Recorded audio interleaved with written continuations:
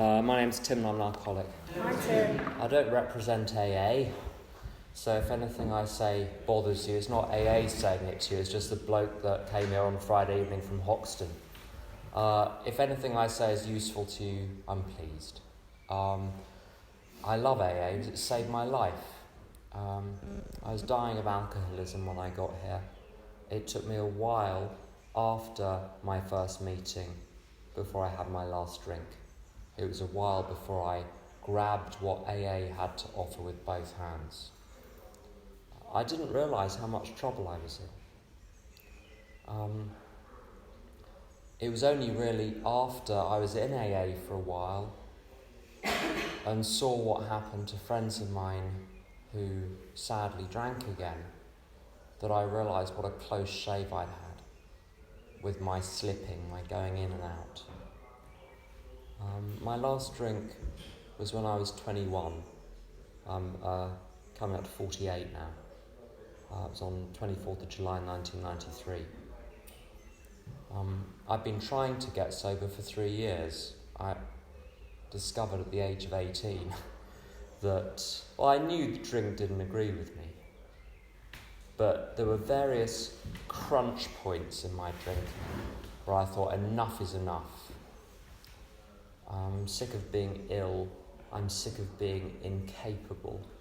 I'm sick of having my life dictated by my need for a substance just to keep my head above water.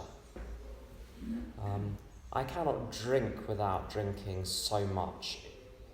It wrecks everything. But left to my own devices, on my own, I don't know how not to drink. I had a period of sobriety in 1991, 3 months. Very good. I started to get my life back together. I got a job the first time in my life. I started to save up some money to try and undo some of the financial damage I'd done. And those 3 months of sobriety in 1991 were successful but empty. So even though I was starting to live, only the beginnings of what society would say, well, this is a good life, this is a good beginning you've made, meant absolutely nothing to me. The only thing that meant something was the lights coming on when I had a drink. And the lights came on when I had a drink. Everything was slightly grey at best, if not demonically hateful, but at best grey when I was sober and left to my own devices. And I was suicidal a lot of the time, sober. And drink gave me a glimpse of another world, so why wouldn't I take it? And the only thing that got me sober in the end was a very close call with getting drunk on a Saturday afternoon, and I got arrested and I got run over and all sorts of things happened. And it gave me just enough energy to find a sponsor and just say, tell me what to do. And I didn't have a particularly fluffy sponsor. Some people need fluffy sponsors and other people need clear sponsors, and I'm the sort that needed a clear sponsor. Do this, go there, you'll be fine. And how I live today, before I get on to step 8, I'll say a little bit about my life today. So AA is at the centre of my life. I have a home group, which is the Brick Lane Big Book Study at 6 p.m. on Saturday, and I've been a member of that group since we started it about 10 years ago. And I love it. Because I know an awful lot of people in that room, and a lot of people have been members of that group at different times, so I know a lot of people in a lot of places. And when I'm going off the boil, and I go off the boil because I'm a human being, there's no guarantee, regardless of how long one has been sober, of not going off the boil. I go off the boil. I start to manufacture negative thinking in my mind, and I start to believe it. Then I start to make decisions based on it, and I start to take action based on those decisions. And I go to that room and I hear people week in, week out, and I know them. And I hear people who are sometimes 2, 5, 10 years sober, who that week have got a sharper program than I have, and it brings me back into line. And that's why, for me, a home group is so important. And I do AA service in the structure, and I sponsor some people. I do prayer and meditation in various ways. And it's not because I'm good, it's because I know which side of my bread is buttered. A friend of mine, old friend of mine, would say, I drank because I like the effect it produces. And I work the steps and apply the traditions and the concepts in my life because I like the effect it produces. And the effect it produces is that I relax. And I can stay sober, but I relax. I was listening to a friend of mine yesterday who did a chair, and she said that when she was 8 years sober, she stopped going to meetings. And she said a very interesting thing. She said, I didn't drink, I didn't take any drugs, but every cell of my body became tight. I knew exactly what she meant. Brittle, and when I'm tight, uptight, I react to everything. The tiniest thing that goes wrong is too much for me. And then she relapsed. So it doesn't happen straight away, but I don't get to choose when. So I need to keep myself on the straight and narrow. Again, not because I'm good, but because I know which side my bread is buttered. And I surround myself in AA by the most active people I know in AA. That seems to be the safest thing to do. Because, as I say, I got sober when I was 21. My brother was an alcoholic, killed himself when he was 28. It's not a mild case me and my brother had. It's a serious business. And I've got to make sure strategically I'm doing what is going to most likely guarantee permanent sobriety. I'm not taking any chances. I'm not messing around with this. So I just buckle down and sit right in the middle of AA, and I love doing that. As I say, I can relax. So about step 8, the big book is not very informative on step 8. It says, we've got our list, we're about to go and make amends, and we made this list when we did step 4. I don't know what your step 4 was like. Mine was a great big old mess. First step 4 was a big old mess, the second one, the third, they're all big old messes. And I needed to extract from that all sorts of bits of information for steps 8 and 9. So my step 4 had lots of resentments and fears and sexual conduct and other questions on page 67. What were my mistakes? Where was I frightened? Where was I self-seeking? I needed to extract from that some proper material to work with. I couldn't just work from my step 4. So I took my step 4, and this is always what I do, and I do a step 8 in 3 columns. I say, right, who have I harmed? And I ask 3 questions. First of all, what actual action did I take? Secondly, what should I have done instead? Thirdly, who suffered and how? And it's no good me just saying, well, I caused suffering. I said, well, exactly what did I do? And the person I caused most suffering to in my drinking was my poor old mother, who had to receive a phone call from a policeman on her birthday to say that her son, my brother, had committed suicide on her birthday, which was deliberate, as an alcoholic. This was someone who was deeply affected already by alcoholism. She took it very personally, which you would if you were blamed by your son for his suicide. And the specific harm I did was, the first column, what did I do? I drank in front of her. I drank huge quantities in front of her. I spoiled social occasions. I caused physical damage to the house through my drinking. When she tried to obstruct me, I pushed her out of the way.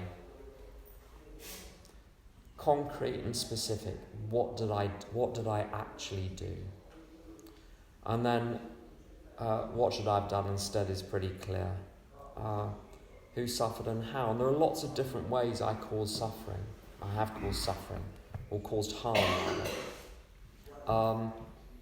There's physical injury. I was careless as a child and caused... when I do step 8 and 9, the purpose of it is to clean up my relationship with the universe. Because I came in here with this terrible sense that there was something horribly wrong with me. And I only discovered what that was. I thought it was all sorts of things. I talked to therapists, I talked to psychologists, I talked to a priest at one point, trying to work out what it was. And here's the if you've never completed a step 9, this might be news. When I got to a point where I had done my utmost to mend the wreckage of my past with everyone that I could find. I couldn't find everyone, but I had done my utmost. The sense that there was something fundamentally wrong with me left me. It just went. And I realised that sense that there was something wrong with me had been built up bit by bit. Every little mean comment, every time I was negligent and careless, I was to my shame, negligent and careless around animals when I was a child, and then I left a window open and the cat fell out of it and was very badly hurt. And I didn't do it on purpose, but I didn't care enough to be careful. And these little things, hundreds of them, built up day after day, month after month, year after year. And all I knew when I was drinking, there's something deeply wrong with me, and drink will push it away so I'm not conscious of it. So my step 8 went all the way back. Now, it's not because I wanted to point the finger and say, I was a terrible person. Because I wasn't a terrible person. I was... a friend of mine, her phrase she uses is a perfect child of God. Now, there are hundreds of ways of expressing that without using the word God, but you get the idea. That's who I am. But as a perfect child of God, I did a lot of things I shouldn't have done. And I created barriers between me and so many people in my life. And I needed to make a list of all of those. So it's not just the mean things I did or the negligent things. It's all of those little those times when I would dominate parties or social conversations, me ranting about political things and causing negative atmospheres. All of those things where I didn't bring love to the situation, I brought something else, I brought separation, I brought darkness. I needed to catalogue those, and there's a great line in the 12 and 12 where it says that the purpose of step 8 is to extract from an examination of my human relations every useful bit of information I can.